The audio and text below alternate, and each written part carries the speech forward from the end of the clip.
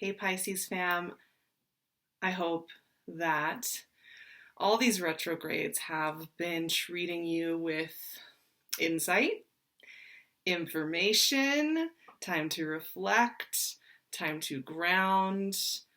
I hope you didn't stir up too much trouble. Why do I get the sense that you might have stirred up a little bit and started some big projects in the midst of all that retrograde action? You know, this is an interesting time this month. You have Mars with you for a good chunk of this, actually the whole month, right? Yeah. Mars is hanging with you guys, that kind of determined, intense energy. And then I was really looking at, Sag season for you is so much about how you're putting your mark into the world and the legacy you want to leave and what you want to build. Another mutable energy. And there's, the sun's there. Mercury will go direct on the 6th and then move forward and back into Sag on the 12th. There's a new moon on the 7th in Sag. These are all invitations for you to check in with what you're really trying to build, right? And how to take, wow, the world popped right out, Pisces, very nice. And how to take that more spiritual, knowing, foggy side of yourself, the one that gives you weird little nudges or intuitions, Knight of Swords, and cut and create inspired action based on that, how to refine that process for yourself, how to connect more deeply with that process. Now, one part of that I have to say is there's this weird thing going on with the closeout of the retrograde seasons that we just had, because Venus retrograde finished. We're in post shadow phase until the 19th. So we're kind of still feeling through that, Venus is moving forward, actually back into Scorpio starting on the 2nd and making her way through Scorpio for a while here for the month. And then at the beginning of the month, we also have Mercury retrograde doing the last week of retrograding back into Scorpio. So you have a little bit of this review energy in a sister water sign in your 9th house of how you view the world. And here's what's interesting for you guys. It's been a lot of what's been going on for you is a lot more of this macro lens, magician, wow, over the last few months. There's been kind of this but really, what are you doing in the world? Really, what are you bringing to the world? Why does it matter what you're doing and how you're doing it? Just as I said, why does it matter? 9 of Swords came up. Why does it matter that you're connecting in with this? Why does it matter to do any of this stuff? And really asking that question, not asking it in a giving up kind of way, but asking in a very earnest way of thinking about where you have been shifting your perspective about that why, where you have been shifting your perspective about that how, where you have been shifting your perspective as far as how you channel emotionally and physically into the world. Ace of Wands, 4 of Swords. Got a lot of swords energy, Pisces. A lot of swords energy. Now, as we move kind of into Capricorn season, there's some interesting things happening here. Big things happening, actually. Now that I think about it, 5 of Cups. Woo! Just as I said that, because here's the thing, guys. Cap season's great for you. It infuses Piscean energy, I think, with a really great grounded, communal connectedness that, Sag season kind of can leave you, I think, feeling a little bit alone, a little amorphous, a little bit overstimulated even. Cap season's a little bit more embracing of Pisces energy, and so there's a sense of you kind of coming to earth, feeling through it, feeling connected. Right now there's a really interesting couple of transits going through Capricorn that are really important, which is the Saturn transit through Capricorn. We're about halfway through that one, just a little under halfway, and then Pluto is doing a very long transit in Capricorn. And so you're getting some workshop energy, basically, on your community and what you want your community to look like and what you want the people around you to look like. So not only are you workshopping why it matters that you exist in the world, small questions like that, but you're also workshopping what you want your community to look and feel like. Pretty big stuff. Once again, for Pisces, you guys are looking at the macro scale, and sometimes that can feel overwhelming when that's the kind of questions that are coming at you.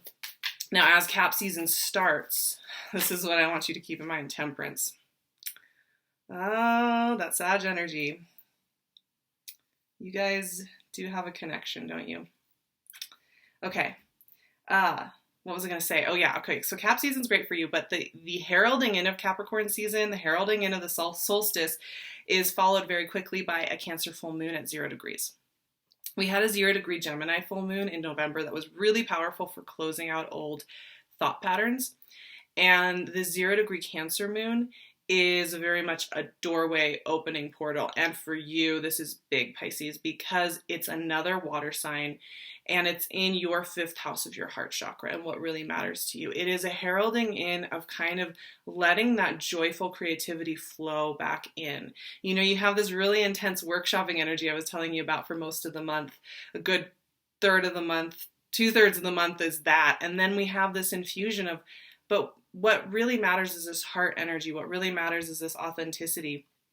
What really matters is what connects with you there at that excitement level. Not just what you're supposed to be excited about, not just what looks good on paper or what looks good in logical terms, but what is connecting with you. I think you guys have kind of learned over the years to not listen to your intuition sometimes, because as an intuitive water sign, one of the challenges that you have living in this material world is that as you grow up, one of the things the adult world wants to get out of you very quickly and train you away from is that intuitive knowing flow process.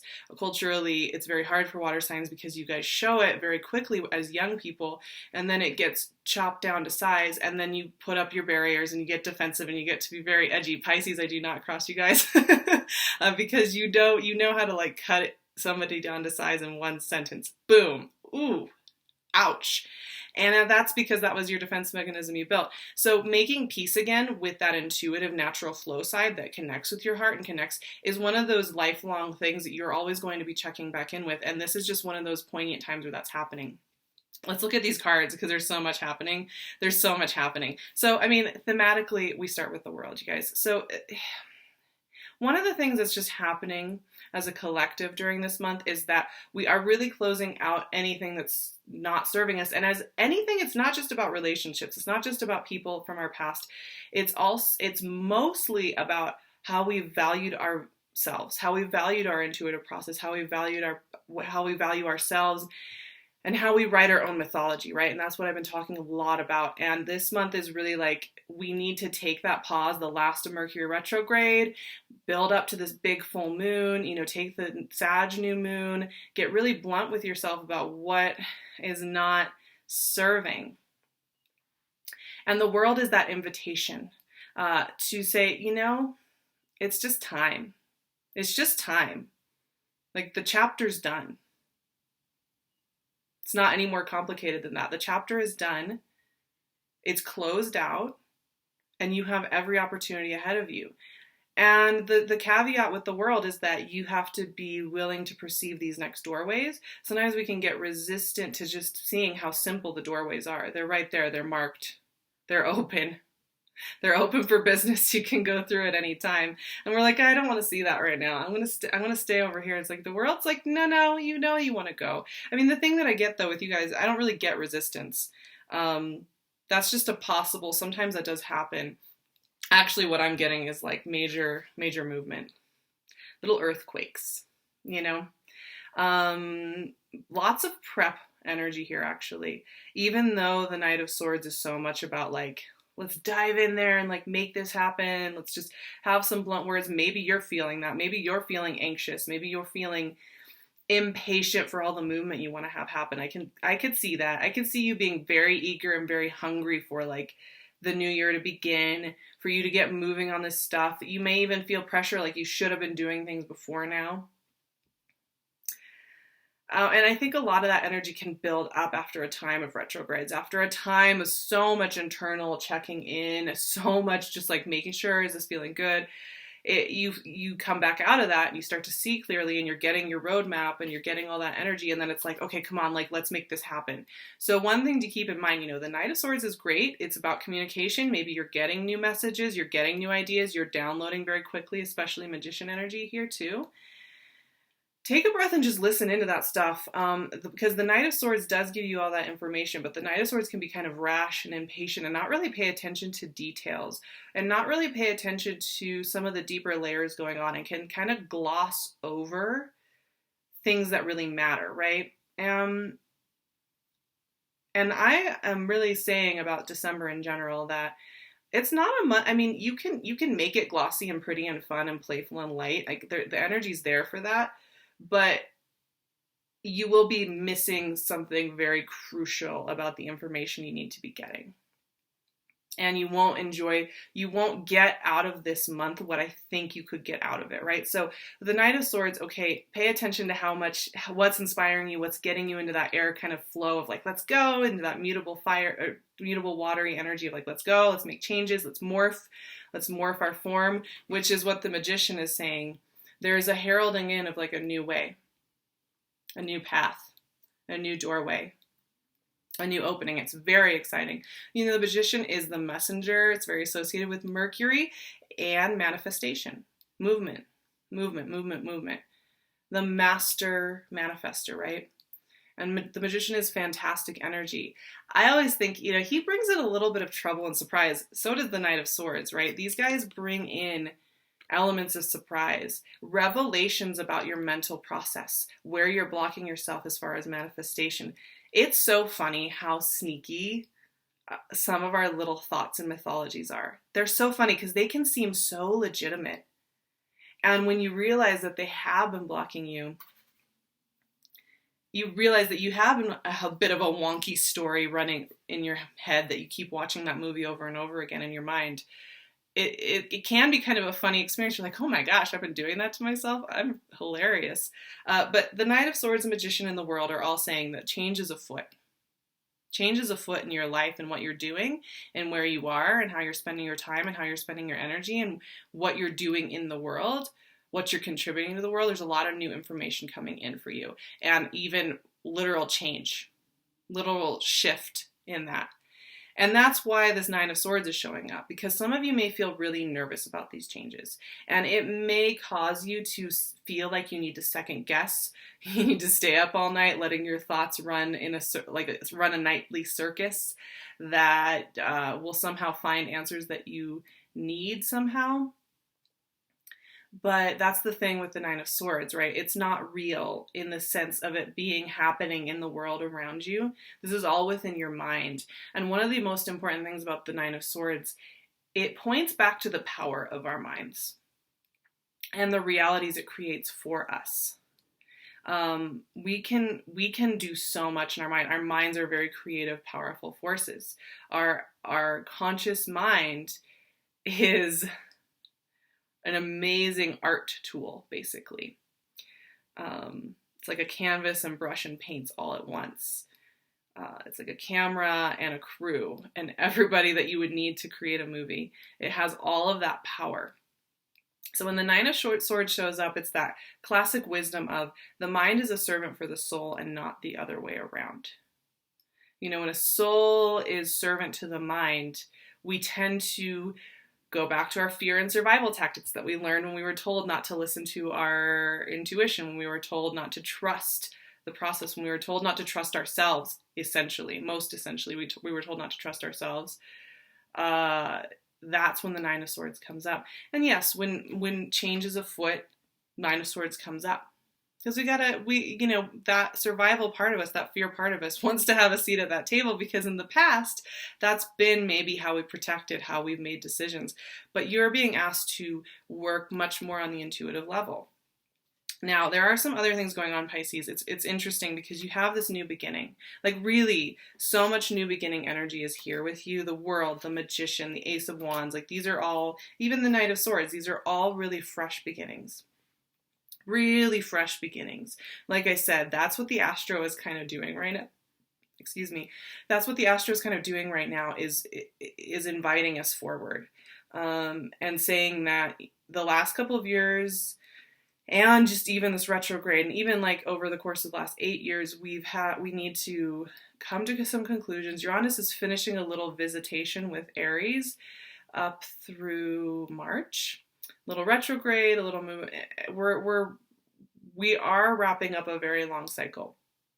And one of the things that's coming up with that is that, we just have to move forward. But when I'm getting Pisces, like Ace of Wands is beautiful. It's creative, it's fun, it's playful, it's very open. There's a lot of very positive, playful energy here with you, which I love. But I'm seeing a little resistance from you guys emotionally and like on a deeper level. And I think this is because you have an old movie running in your mind that's maybe snuck on board. And that's where we have this Four of Swords and Five of Cups, right? Like, don't get worried about this, because like what I'm seeing here, the way that these cards are coming out is like, remember at the beginning of this reading, I was saying that this month you can just make it about the pretty frilly surface stuff, and it will be a fun month, and it'll be a light month, and it'll be an easy month, but you won't really be getting out of it what I think you could get out of it.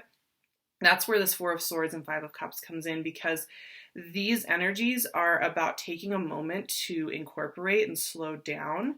If you have something to mourn, if you have something that you lost, if you have an idea of yourself that is no longer serving you, or you are still recovering from Mercury retro or Venus retrograde stuff where you really had to come to terms with past relationship patterning, past relationships, past people you have hurt or who have hurt you, this is a moment to do that.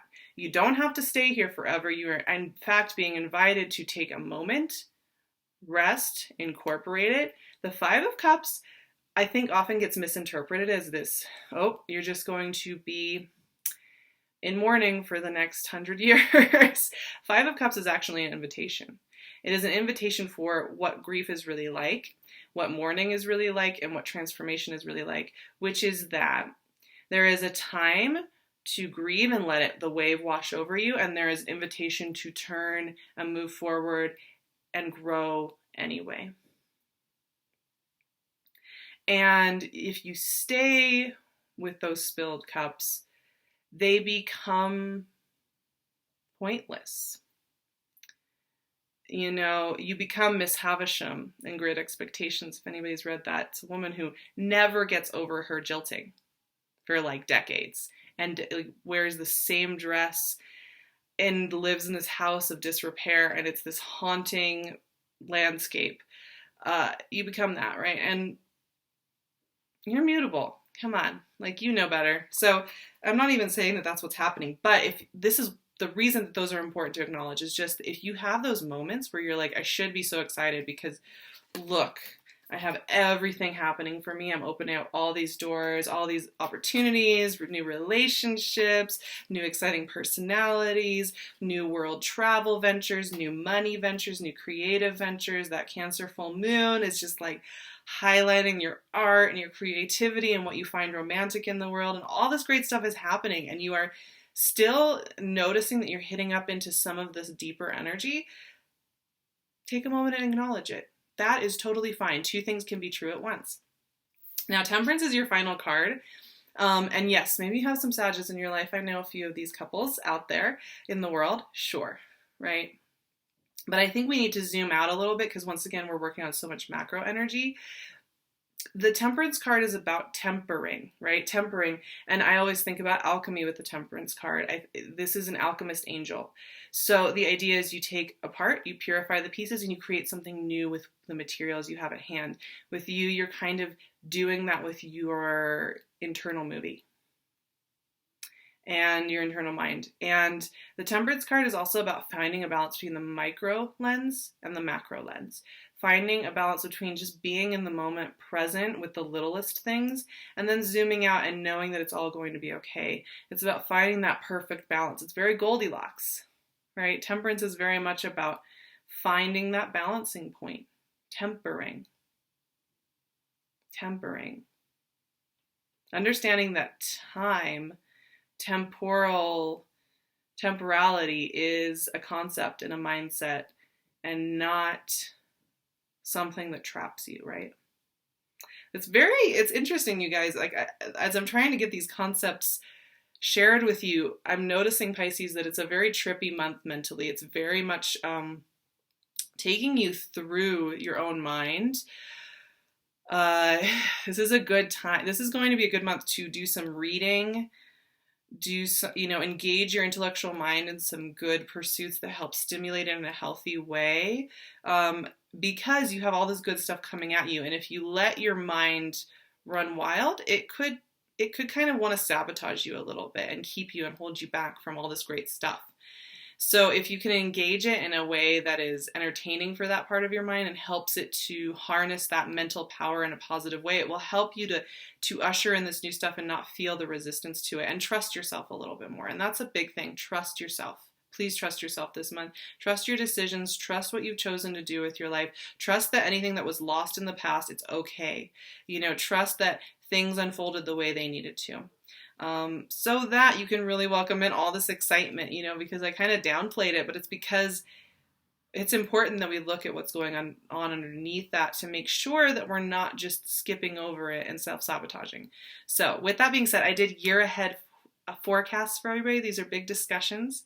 I look at the major transits and what those are doing and how to creatively imagine what to do next with that and how to make 2019 yours. It's really exciting. I also pulled a few cards so that we could really feel intuitively through the energy for Pisces. So I'll leave the Vimeo link in the description box, and I have all 12 signs there. Sun and rising are probably best to watch. So you just click and choose Pisces and it will check you right out. I'm so excited to share that with you. You can also follow me on Instagram at the SARAHTAROT, and I'll leave my website and my email below, saratarot.com. You can get in touch with me there. I'm still doing private sessions. I just book a few months out in advance, so plan ahead. I'd love to see you guys and work with you, and have a beautiful December, you guys. I'm sending you so many holiday and New Year blessings.